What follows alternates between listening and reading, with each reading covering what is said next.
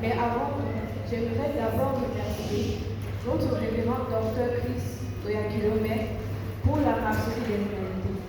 J'aimerais aussi remercier notre parole dans la maison, le très estimé pasteur Aki Okeguchi, pour ses enseignements, et notre maman dans la maison, la très estimée pasteur Karis Okeguchi. Merci maman. Nous allons lire la rhapsodie de dimanche le 6 juillet 2025. Et le titre est « Focalisez-vous sur ce qui compte vraiment ». Alléluia. Amen. Notre verset d'ouverture est Luc 9, verset 23, qui dit « Puis il a dit à tous, si quelqu'un veut venir après moi, qu'il renonce à lui-même, qu'il se charge chaque jour de sa croix et qu'il me suive. Pour être un véritable succès avec le Seigneur, vous devez marcher dans sa sagesse. Il s'agit de le mettre à la première place et de laisser sa sagesse guider chacun de vos pas. La parole de Dieu est la sagesse de Dieu.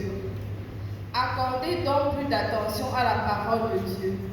Que la parole de Christ habite en vous abondamment à toute sagesse. Colossiens 3, verset 16.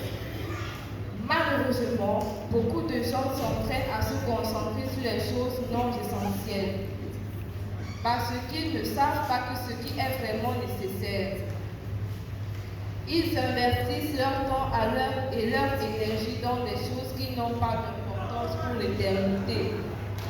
Cela me rappelle l'histoire de deux sœurs, Marthe et Marie, qui ont réagi de manière différente lorsque Jésus leur a rendu visite à domicile.